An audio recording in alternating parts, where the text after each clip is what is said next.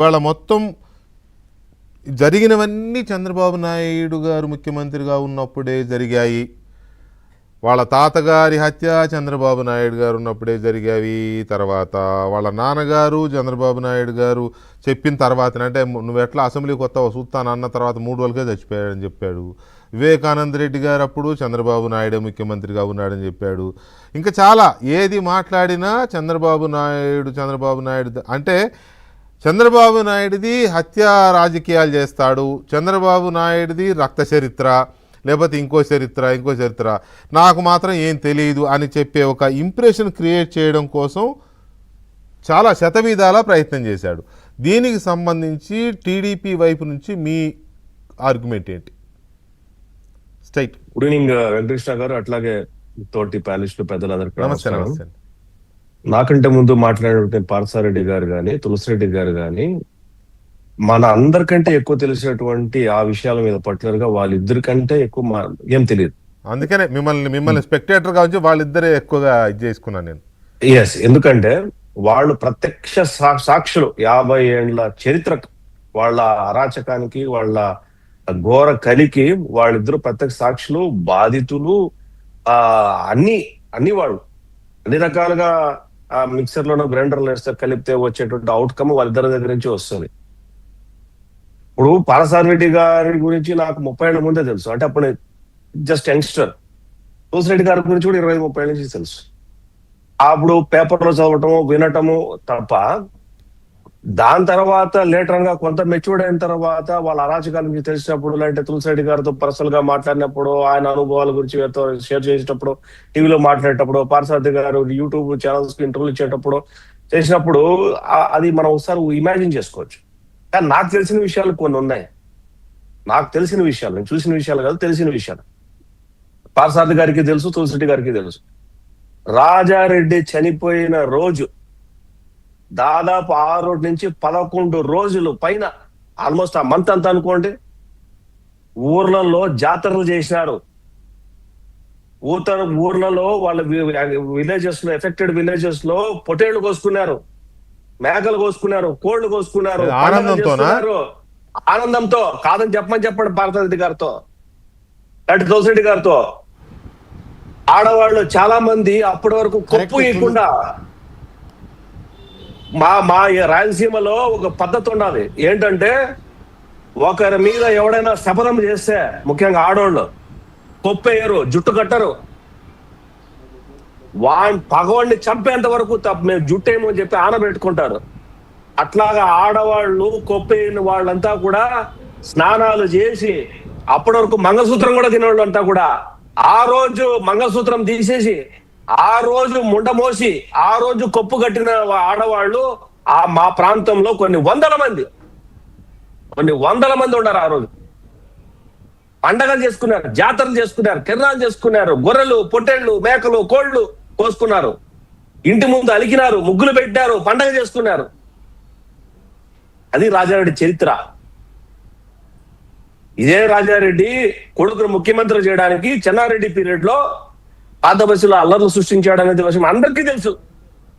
మత ఘర్షణ చేశాడు అనేది వీళ్ళ నీచ చరిత్ర గురించి అందరికీ తెలుసు. మరి చెన్నారెడ్డిని ఎటాగని దింపేయాలని చెప్పేసి కొడుకును ముఖ్యమంత్రి చేయాలని.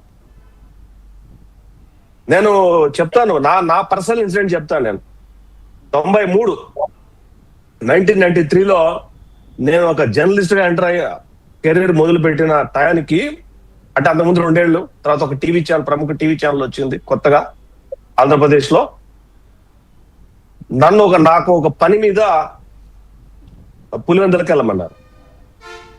వెళ్ళాను కొద్దిగా స్టోరీ చేయడానికి, యాక్షన్ మీదే. అప్పుడు ఒక ముస్లిం డిఎస్పీ గారు పనిచేశారు అక్కడ, ఆయన పేరు గుర్తులేదు. 1993 ఎలక్షన్ల మునుపు. పార్థసారథి గారికి తులసిరెడ్డి గారికి తెలిసి ఉంటుంది అది. నేను ఆయనతో కూర్చొని మాట్లాడుతున్నా. I'm very very youngster. ఈ మనిషి వచ్చాడు మారుతి కారులో, మారుతి వ్యాన్ లో డ్రైవ్ చేసుకుంటా. నా పక్కన కూర్చున్నాడు ఆయన. నా పక్కన కూర్చొని డిఎస్పీకి కంప్లైంట్ చేశాడు, రాజారెడ్డి హంతకులు పలానా లాడ్జ్ లో పేకాడుతున్నారు అని. ఎవరు? జగన్? మారుతి వ్యాన్ కాదని చెప్పండి. 1993 బిఫోర్ ఎలక్షన్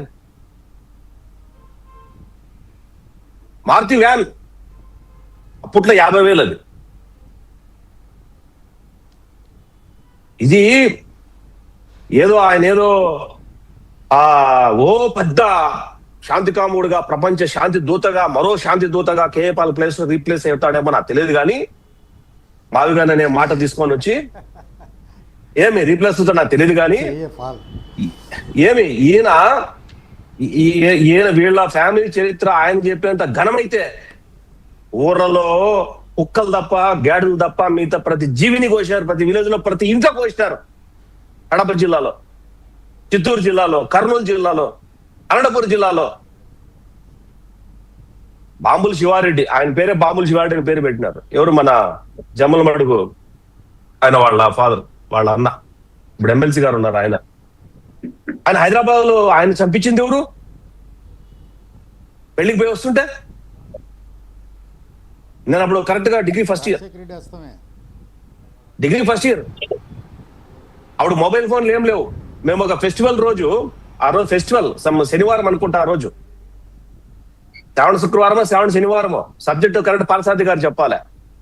మేము కొండ ఎక్కుతున్నాము ఒక టెంపుల్ వెళ్ళడానికి, కిందటి నుంచి ఒకటే పరుగులు పైకి, బాంబుల శివారెడ్డి చంపేశారు, బాంబుల శివారెడ్డి చంపేశారని. సార్ రాయలసీమలో పుట్టిన ప్రతి ఒక్కరికి మాట,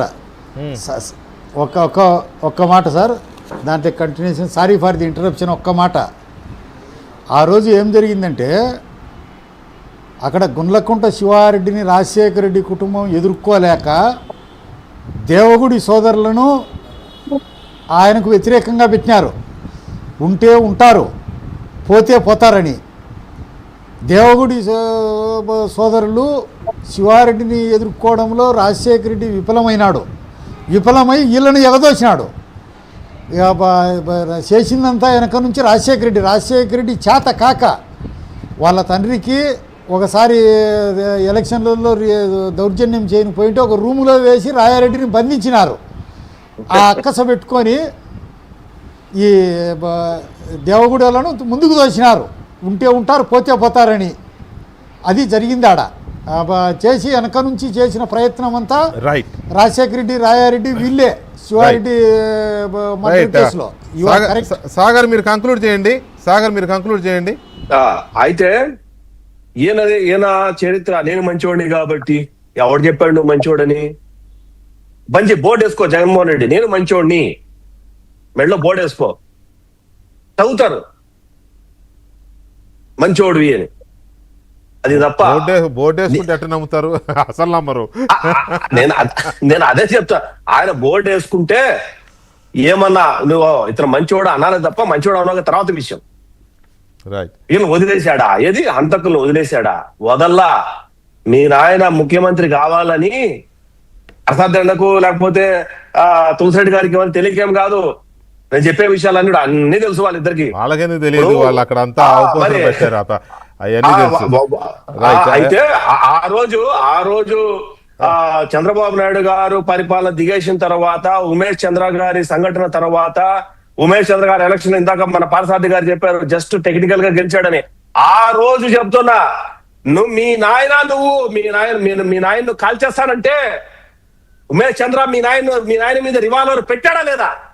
నువ్వు మీ రాజారెడ్డి కాళ్ళు పట్టుకున్నాడా లేదా? ఉమేష్ చంద్రవి కాళ్ళు పట్టుకుంటే అప్పుడు వచ్చినటువంటి కాల్ మీద 5,000 లింగు మెజార్టీతో గెలిచేవాళ్ళు. లేకపోతే ఆ రోజే ఏ రోజే భూస్థాపితం అయిపోయినారు ఇలా పరిపాలన, లేకపోతే వీళ్ళ కుటుంబ వ్యవస్థ.